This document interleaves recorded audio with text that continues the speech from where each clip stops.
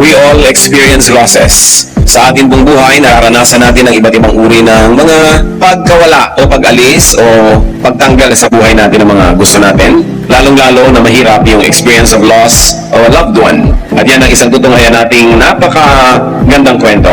Pagbabalik ng buhay sa isang namatay ng anak. Life to a dead son. Una, basahin natin sa wikang Tagalog ang ating kwento. Luke 7:11 to 17. Pagkatapos nito, nagpunta naman si Jesus sa isang bayang tinatawag na Nain. Sumama sa kanya ang mga alagad at ang napakaraming tao. Nang malapit na siya sa pintuan ng bayan, nasa lubong nila ang libing ng kaisa-isang anak na lalaki ng isang byuda. Napakaraming nakikipaglibing. Nahabag ang Panginoon ang kanyang makitang ina ng namatay, kaya sinabi niya rito, "Huwag ka nang umiyak." Nilapitan niya at hinipo ang kanilalagyan ng bangkay at tumigil naman ang may pasa nito. Sinabi niya, "Binata, makinig ka sa akin. Bumangon ka." Naupo ang binata at nagsalita at siya ibinigay ni Jesus sa kanyang ina. Natakot ang lahat at sila'y nagpuri sa Diyos. Sabi nila, dumating sa kalagitnaan natin na isang dakilang propeta. Dinalaw ng Diyos ang kanyang bayan. At kumalat sa buong Judea at sa palibot na lupain ang balitang ito tungkol sa ginawa ni Jesus. At nawa muling mabuhay sa ating puso ang kahulugan ng naganap na ito. Isa-isahin nating balikan ang mga detalye, and I'll be reading from the Contemporary English Version. Luke 7:11 to 12. Soon Jesus and his disciples were on their way to the town of Nain, and a big crowd was going along with them. As they came near the gate of the town, they saw people carrying out the dead body of a widow's only son. Many people from the town were walking along with her. A very cinematic moment. There were two distinct groups. Dalawang pangkat ng tao, magkaibang-magkaiba ang composition, magkaibang-magkaiba ang mood. One was going out to the cemetery, and another was going in to the town. Nung araw po, ang mga libingan ay laging malayo sa bahayan, malayo sa gitna ng bayan. At ang mga bayan ay may mga pader at may mga tarangkahan, may mga gate, makikipot na mga pinto na maaaring isara kung ito ay nilulusob ng kaaway. Sa makipot na pintuan na ito ng bayan, nagtagpo ang dalawang grupo. One was downcast because they were going to bury a young man. One was upbeat because it was led by the Lord Jesus himself and his disciples, and many people were following them from the various villages that they had visited because the Lord was healing the sick, doing fabulous things, and so ibang-iba yung mood nung dumarating na masayang pangkat. One group had Jesus with them, the other did not. Then we notice a very, very important character in the story, a widow, now also a bereaved mother. She was sorrowful, hopeless. Ang mga babae ng unang panahon ay nakaasa lang sa lalaki sa kanilang ikakabuhay.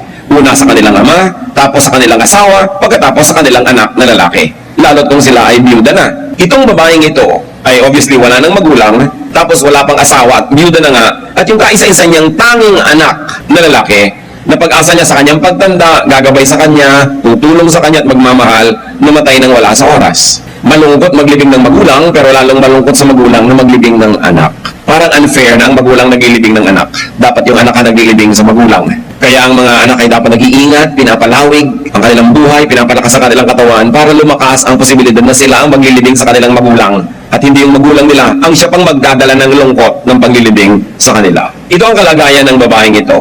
And many people were with the widow. Ang daming nakikipaglibing. Maaari nating isipin na mabuti siyang tao. Kasi yung kabutihan ng isang tao, nasusukat madalas sa dami ng nakikipaglibing sa kanya. So mabuti ang kanyang pakitungo sa kanyang mga kababayan, kaya marami ang nakikiramay, nakikipaghati sa kanyang kalagayan. The story becomes exciting. In fact, it has become very interesting. What would Jesus do? Sariwang-sariwa pa sa alaala ng lahat ng mga bagong-bagong mga pangyayari. Mainit na mainit pa ang mga bali-balita tungkol sa mga ginagawang himala ng Panginoon, ang pagpansin niya sa mga taong di pinapansin ng mga religious leaders, ang pagbibigay halaga niya kahit sa mga tinatawag na makasalanan, mga puwera sa lipunan, mga latak, mga alikabok sa lupa ng mga tao. Yun ang pinapahalaga ng Panginoon. At bagay na bagay sa ganung description ng babaeng ito. Walang kapangyarihan, walang kayamanan, walang pag-asa, kawawa. So, ano ang gagawin ng Panginoon? Luke 7:13. When the Lord saw the woman, He felt sorry for her and said, "Don't cry." Jesus very correctly felt sorry for the woman because the woman almost had no hope. Alang isang quality po ng Panginoon, napakamahabagin, napakadaling maantig ang damdamin. Lalo pag nakakita ng nagdurusa, lalo-lalo kung ang nagdurusang ito ay mga outcast ng society. Mga walang kakayanan para tulungan ang kanilang sarili, ipagtanggol ang sarili. And the Lord said, "Don't cry." Mahirap sabihin yun. Pwede mo sabihin, "I understand you, I feel for you, hawaan kita, kawawa ka naman." Pero pag sabi mong "don't cry", parang sinasagot mo na yung problema niya. Dahil bakit mo sasabihin, don't cry, kung wala ka namang gagawing dahilan para tumigil siyang umiyak? It was not an empty word, it was a promise. Verses 14 to 15 of chapter 7 of Luke. Jesus went over and touched the stretcher on which the people were carrying the dead boy. They stopped, and Jesus said, "Young man, get up." The boy sat up and began to speak. Jesus then gave him back to his mother. Kung kasama kayo sa libing na ito, anong gagawin nyo? Biglang umupo yung patay doon sa pinagbubuhatan na parang papag. Wala naman yung parang kahon na atauli. Yung kitang-kita siya. At alam niyo naman yung mga matay nung araw, talaga mukhang patay. Kasi hindi naman na may make-upan, di tulad ngayon. At usually, mga namamatay na yan, namamatay sa sakit. Ilang linggo nang naghihingalo, hirap na hirap, hindi nakakakain, mga payat na payat, lubog na lubog ang mata, butuhan ng mga mukha. Yung talagang nakakaawa ang itsura. At kung gusto nyo pang isipin, nakakatakot. Biglang umupo. Kung kayo nagbubuhat, bibitawan mo ba? At nagsalita. At sabi naman ng Panginoon sa ina, eto na, sabi ko sa iyo, huwag ka nang umiyak. Umi na kayo. Hindi natuloy ang libing dahil dumating si Jesus sa buhay nila. What the Lord did, especially if you studied it step by step, is very interesting. First of all, he took the initiative. Wala namang humingi sa kanya na maghimala siya. Nahabag. At yung habag na yun, pinakilos niya para maging aksyon. Madalas mga kapatid, naaawa tayo. Pero anong ginagawa natin hanggang maawa na lang? Hanggang sabi mong kawawa naman, bla bla bla. Si Jesus, yung awa niya, umuwi sa paggawa ng isang bagay. He touched the stretcher. Mula sa kanyang pangkat, group A, lumipat siya sa pangkat, group 2. Kasi kanina wala siya doon nandito siya sa kabila.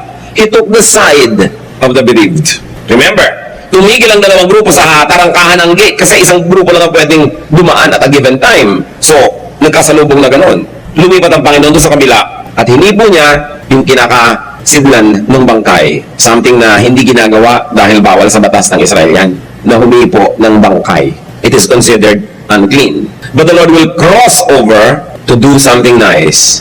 He touched the stretcher. He connected physically with the dead body. And then he spoke to the dead man.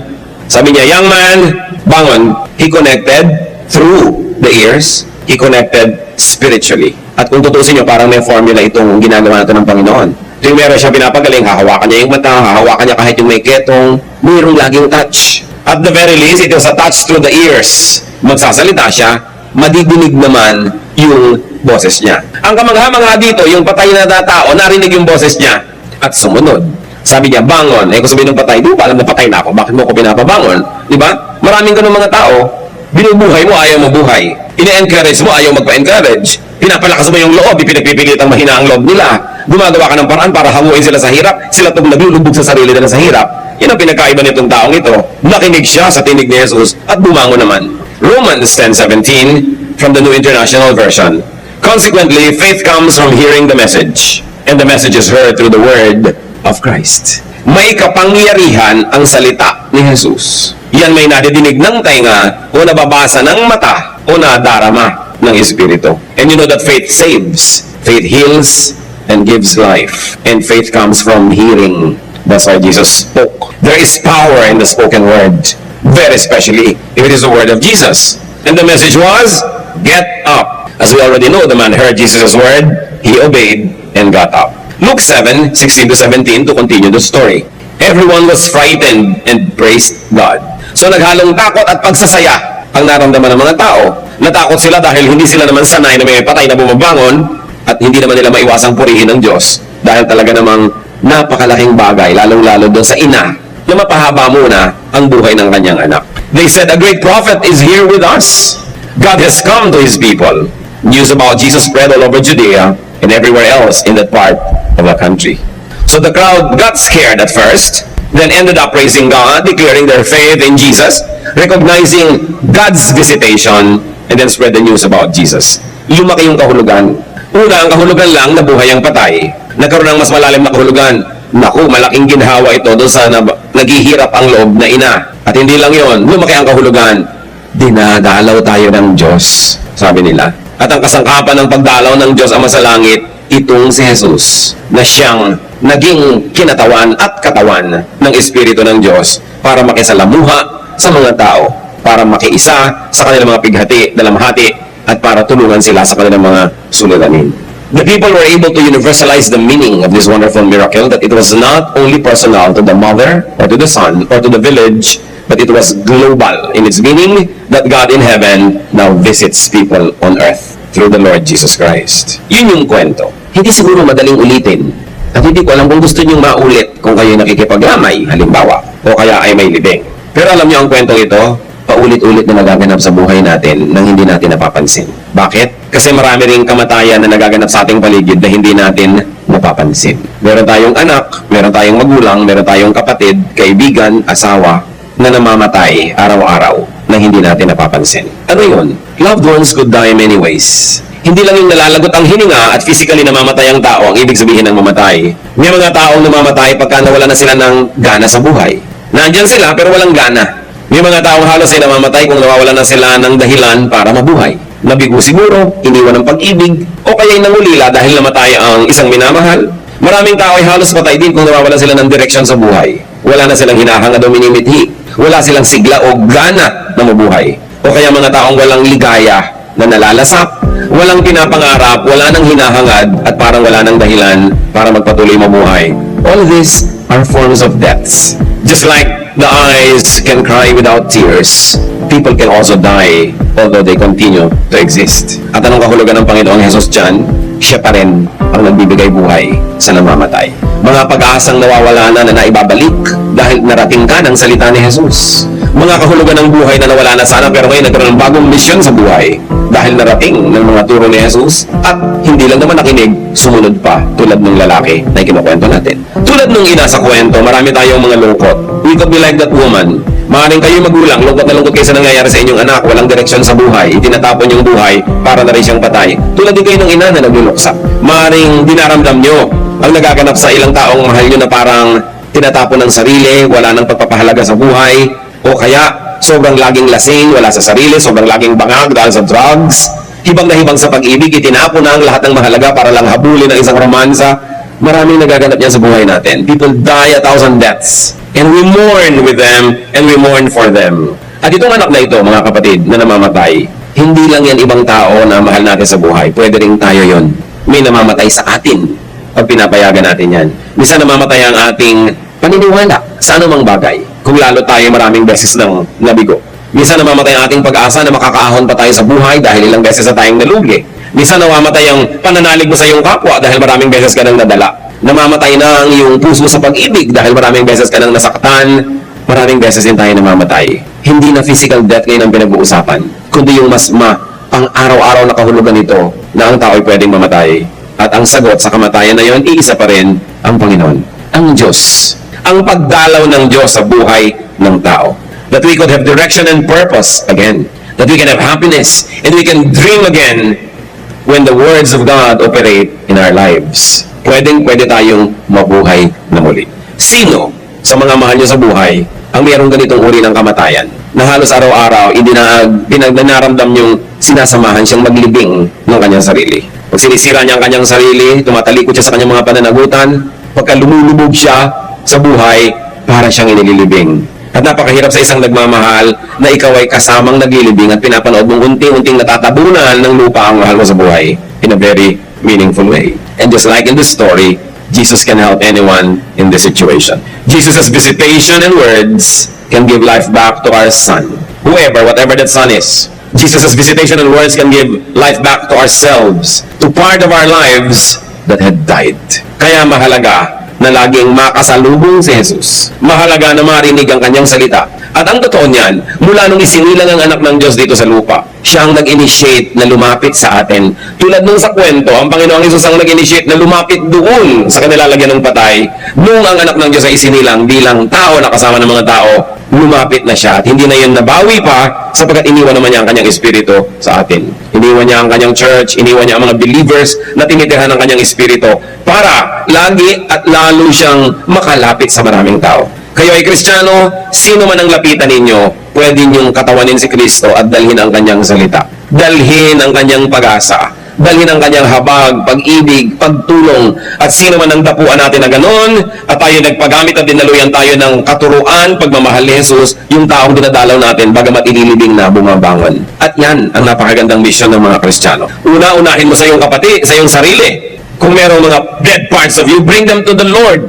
Surrender them to the words and teachings of Jesus and live again. And then, go to your relatives, to your loved ones, who are partially dead, who are dying, who are hopeless, and then bring to them the life that is Jesus. His words, His hope, His teachings, and see them come back to life. Napakahalaga ng ganitong katotohanan. John 11:25-26, the Lord says, I am the one who raises the dead to life. Everyone who has faith in me will live even if they die. And everyone who lives because of faith in me will never really die. Malalim na mga pananalita. Sabi niya, ako ang nagbibigay buhay sa patay. Kung sino man ang namatay, pero nanalig sa akin, mabubuhay na muli. At kung sino man ang nabuhay na dahil sa pananalig sa akin, hindi na yun mamamatay pa.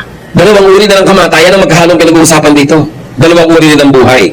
Una, yung physical. Na kung nananalig ka sa Panginoon, mamatay man yung physical body mo, mabubuhay kang muli in your glorified body. That is the central teaching of the New Testament. Pero meron pa, yung emotional and spiritual. That if you're emotionally and spiritually dead, when you believe in Christ and when you let Christ live in you, you will live again. And you will never die again, ever. Because the power of God is in you. Gano'ng karami sa atin ang nangangailangan ng power na ito? Lahat tayo. Kasi lahat tayo may mga kamag-anak, mahal sa buhay, kakilala na unting-unting namamatay. Physically and emotionally and spiritually. O kaya tayo mismo, may mga bahagi ng ating puso na nagsasara, hindi na tumitibok at namamatay. So death and life could also be spiritual and emotional. And Jesus gives life back. Why? Because Jesus means fullness of life. We need the visitation, the touch, and the word of Jesus. Kaya napakahalaga mga kapatid, faith and then sharing. Now, the way for Jesus to get to people's lives is for Christians to bring Jesus to these people's lives. Mag-share ka, dadalhin mo ang mga tao sa Bible study, magpapa-Bible study ka sa kanilang bahay, share mo ng salita ng Diyos. Whether direct quotation o applied already in your life is very important. Bakit? Kasi araw-araw, ninanakawan at tinatangkang patayin ni Satanas ang bawat isa. John 10:10, a thief comes only to rob, kill, and destroy. I came so that everyone would have life and have it to the fullest. So laging may sumisira ng loob natin. Laging merong nagbibigay sa atin ng lungkot. Laging merong nagbibigay ng dahilan para tayo mawala ng pag-asa, tayo ay mawala ng gana sa buhay. Pero sabi ni Lord, yan yung magnanakaw. Hindi ako yan. Kaya ako ay dapat ninyong bigyan ng puwang sa inyong buhay kasi ang binibigay ko ay buhay. At ang binibigyan ko nito, hindi kulang, hindi bitin. Kasi it is life to the fullest. Full yung life na yon, hindi lang religious life, physical life, emotional life, spiritual life, lahat. Complete yung person and personality. Mark 16:9, when Jesus rose early on the first day of the week, He appeared first to Mary Magdalene, out of whom He had driven 7 demons. Kung babawan ba naman kayo ng 7 demonyo, magkakaroon pa kayo ng masayang buhay? Miserableng buhay, malungkot na buhay, magulong buhay, maraming hapdi, maraming sakit, maraming kalungkutan, maraming lito, maraming takot, kasi tinitiran ka ng mga impakto. Pero pinalayas lahat ni Jesus yun. Because life means you plus Jesus. Life yun. What is death? You and demons. Nagkakaroon ka ng death. Napakahalagang isipin that for you to have life, the demons in you have to be driven away. Now, they are not always literal demons. Ano ba yung mga demons na hindi literal? Insecurity, fear, inferiority feeling, feeling of rejection and inadequacy. Halos lahat ng nagpapalungkot sa atin, nagbibigay ng depression in later life is a feeling of being underloved. Kaya maraming mga tao nagkakaroon ng mga depression, nagkakaroon sila kuminsan ng mga violent and manic depressions, suicidal tendencies, nagiging antisocial, nagkakaroon ng split personality dahil merong mga sugat ang damdamin nila that once upon a time, they were not loved enough. They were not accepted. They were not affirmed. They were not valued. Merong malaking puwang yun sa kanilang puso. At yung puwang na yun, maliban na lang na ipapuno mo kay Jesus, ay laging gustong punuin ni Satanas. Kasi merong vacuum. Tulad ng isang lalaking tinirhan ng ubod ng daming masasamang espiritu sa kanyang katawan, na siya iginagapos dahil nagiging violente, tumira siya sa kuweba na ang kasama niya mga bangkay, nilalaslas niya ang kanyang katawan ng mga matatalim na mga bato, at nananaghoy siya sa magdamag, pinagkakatakutan yung lugar kung saan siya naroon, wala nang may gustong dumaan doon, nagsadya doon ang Panginoong Yesus. At pinalayas niya yung mga masasamang espiritu na naglipatan naman sa mga baboy. At nung nagbalikan yung mga tao, nakita nila yung kanina ay wild na possessed person, na iba na. It was a dead man in many ways. That man was dead in many ways. But Jesus visited and spoke to him, touched him with his words, and he was freed.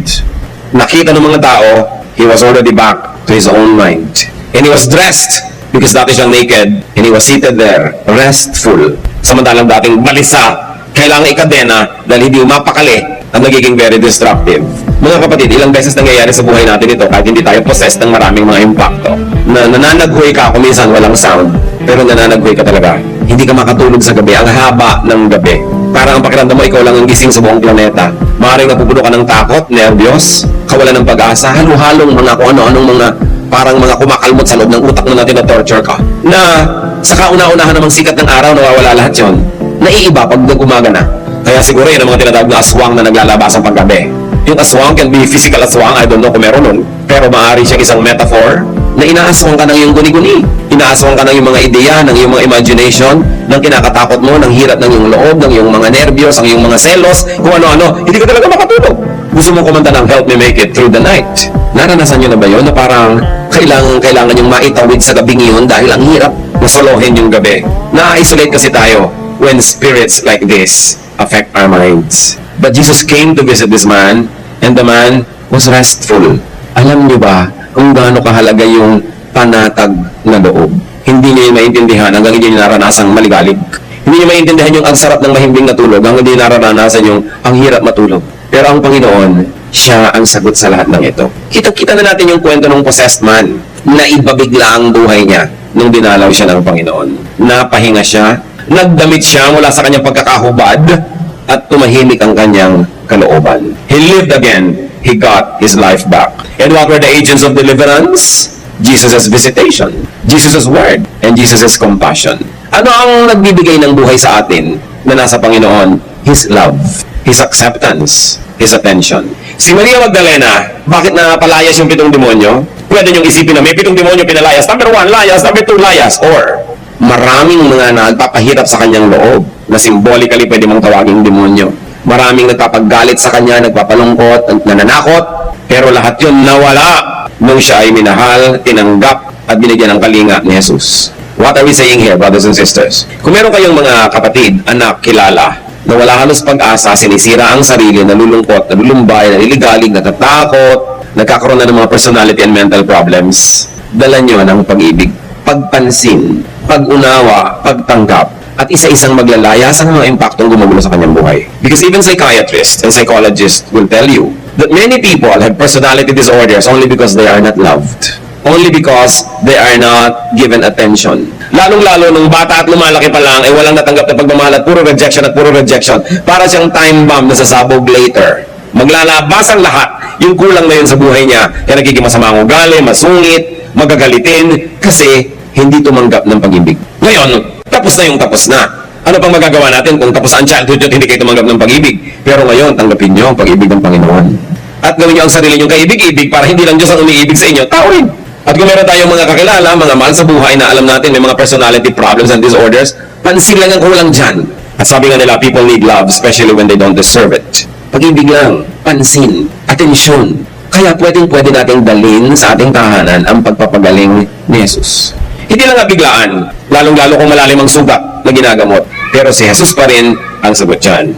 Because love heals. Love gives life. Kaya payagan din natin ang mga mahal natin sa buhay na may mahalin, may magmahal sa kanila.